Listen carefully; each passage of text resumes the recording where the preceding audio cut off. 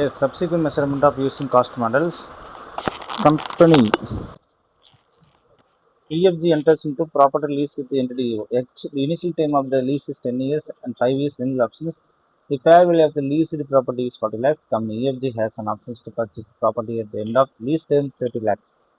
The first advance annual payment is 5 lakhs with increased 3% every year thereafter. The implicit rate of interest is 9.04. Entity Hatch gives company EFG an incentive 2 lakhs payable at the beginning of the year, which is to be used for normal tenant improvement. How would EFG measure the right of use of assets and lease liability over the last time? இப்போ கொஸ்டினுக்கு என்ன சொல்லுது அதுதான் ரொம்ப ரொம்ப முக்கியம். First வந்து பார்த்தீங்கன்னா EFG enters into property lease with H limited. அப்போ EFG அப்படின்றது தான் வந்து லெஸ்ஸி, H limitedன்றது லெஸ்ஸார். அதை நீங்கள் புரிஞ்சுக்கணும். EFG யாரு? லெஸ்ஸி. ஹச்ன்றது யாரு? லெஸ்ஸார். இப்போ இதுக்கு ஒரு மார்க் கொடுத்துருவாங்க. சரி, இங்கே முக்கியமாக 5 விஷயங்கள் கொடுத்துக்கிறாங்க இல்லையா? லீஸ் டேர்ம் பாருங்க 10 இயர்ஸ், அதுக்கப்புறம் 5 இயர் ரினியூவல் ஆப்ஷன் சொல்றாங்க.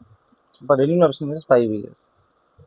ப்ராப்பர்ட்டியோட வேல்யூ பாருங்க, இந்த fair value of the property is 40 lakhs.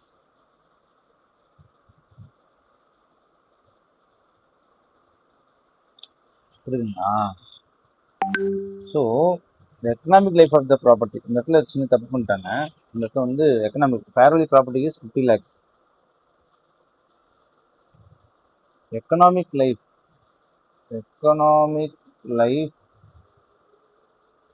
of the property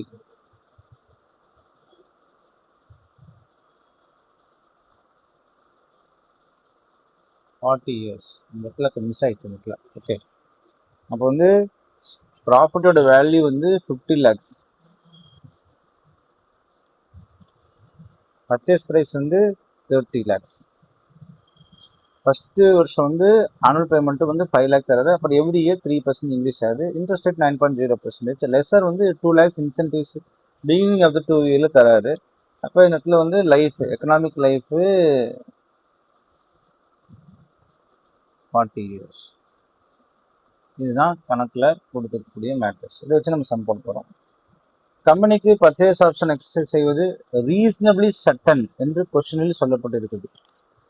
என்னன்னா கம்பெனி இந்த இடத்துல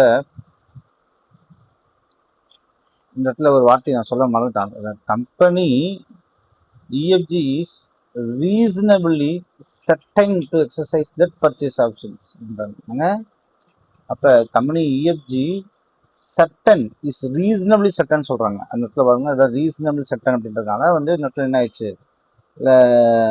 கம்பெனிக்கு பர்ச்சேஸ் ஆப்ஷன் எக்ஸசைஸ் செய்வது ரீசனபிளி சட்டன் சொல்லப்பட்டதுனால அது வந்து கம்பல்சரி வாங்குறாங்க. அப்போ பர்ச்சேஸ் ஆப்ஷன் அமௌண்ட்டை லீஸ் லைபிலிட்டி கால்குலேஷனில் என்ன செய்ய வேணும்? இன்க்ளூடு செய்யணுமா சார்னா எஸ், கம்பல்சரி நீங்கள் இன்க்ளூடு செஞ்சு தான் ஆகணும். புரியுதுங்களா? இப்போ நீங்கள் இதை செஞ்சு தான் ஆகணும்.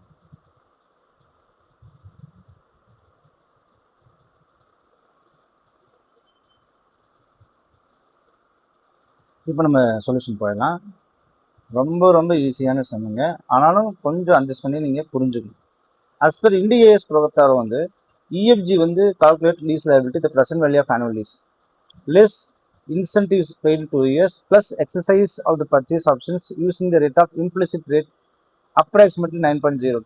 இப்போ 9.0 இப்போ லீஸ் பேமெண்ட் வந்து பார்த்தீங்கன்னா 3% இன்க்ரீஸ் ஆகிட்டே வருது இல்லையா? அப்போ 5 3 5, அப்போ 2 லட்சத்தை கழிச்சு இன்சென்டிவ்ஸ், இப்போ 3,15,000. அதுக்கப்புறம் இல்லையா 5,15,000 ஒரு 3% இன்க்ரீஸ் ஆகுது. இப்போ 5,30,450. சில பேர் இந்த 3,15,000 எடுத்துக்குவாங்க. அதுதான் தவறு. அப்படிலாம் எடுத்துக்கூடக்கூடாது. நிறைய பேர் தப்பு பண்ணுறாங்க. ஸோ என்ன செய்கிறாங்க, அவங்க 3,15,000 3% எடுத்து போடுறாங்களா அப்படின்னு கேட்டால் தப்பு. அப்படி போடக்கூடாது. நீங்கள் எதில் எடுத்து போகணும்? 5,15,000 3% எடுத்தீங்க அப்படின்னா 15,450 plus 5,15,000. So you will get 5,30,000. So இந்த மாதிரி எடுத்துகிட்டு வந்துட்டீங்கன்னா உங்களுக்கு எவ்வளோ வரும் அப்படின்னு பார்த்தீங்கன்னா present value of lease payments after considering the lease incentives. So இது எப்படிங்க சார் போடுறீங்க அப்படின்னு பார்த்தீங்கன்னா இப்படி 5 lakh இன்ட்டு 9.004. அப்போ 9.04 divide by 100 plus 1, 9.04 divided by 100 plus 1 divided by 1.094, 1 divided by 1.094 இதுதான் போகும்.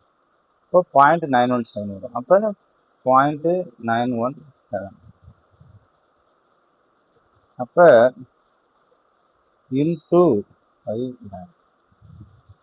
ஸோ 4 லட்சம் மெத்தட். ஸோ இந்த மாதிரி நீங்கள் கூட்டிகிட்டே வந்தீங்க அப்படின்னா 37,39,648 ரூபாய் வந்துடும். இதுங்க ப்ரெசென்ட் வேல்யூ. அதே நேரத்தில் இந்த 10வது வருஷத்தில் ஃபேக்டர் எடுத்து பார்த்தீங்கன்னா 0.42 வந்துடும். அப்போ 30 லட்சம் அப்படின்றது வந்து நீங்கள் 10வது வருஷத்தில் நீங்கள் பர்ச்சேஸ் ஆப்ஷன் கொடுத்து வாங்க போகிறீங்க. ஸோ அதோடைய ப்ரெசென்ட் வேல்யூ பார்த்தீங்கன்னா 12,60,000 ரூபாய் வந்துடும். அப்போ ப்ரெசென்ட் வேல்யூ ப்ளஸ் பர்ச்சேஸ் ஆப்ஷனுடைய ப்ரெசென்ட் வேல்யூ கூட்டினீங்கன்னா உங்களுக்கு 49,999,648 வரும். ஸோ நீங்கள் ரவுண்டாக 50 லட்சம் வச்சுக்கலாம். அப்போ லீஸில் எப்படி எழுதுனா ROU அசெட், அதில் வந்து டைரக்ட் காஸ்ட் இல்லை, அட்ஜஸ்ட்மெண்ட் இது இல்லை, இன்சென்டிவ்ஸ் ஆல்ரெடி கன்சிடர் ஆகிடுச்சு இல்லையா. இப்போ 50 lakh அப்படின்னா 50 lakh debtor ROU right of use of assets account debtor to lease liability. இப்போ டெப்ரிசியேஷன் இப்போ இங்கே தான் எக்ஸாம் முக்கியமானது. ஸோ நார்மலி லீஸ் டைம் 10 வருஷம்னா டெப்ரிசியேஷன் நீங்கள் 10 வருஷம் தானே செய்யணும். பட் பர்ச்சேஸ் ஆப்ஷன் எக்ஸசைஸ் செய்வது ரீசனபிளி சர்டன். அதனால அசெட்ஸ் அல்டிமேட்லி கம்பெனிக்கு தான் ஓனர்ஷிப் ஆகும் இல்லையா. அப்போ அண்டர்லைங் அசெட்ஸோட யூஸ்ஃபுல் லைஃப் 40 years இருக்குது. அப்போ நீங்கள் 50 லட்சம் வகுத்து 40, 12 years எக்கனாமிக் லைஃப் போட்டனால ஆனுவல் டெப்ரிசியேஷன் 1,25,000. இப்போ பர்ச்சேஸ் ஆப்ஷன் ரீசனபிளி சர்டன்னால ownership to expected useful life தான் அப்படின்றது ஒரு முக்கியமான விஷயம். மற்றபடி இந்த கணக்கு ரொம்ப ஈஸியான விஷயம். Thank you students.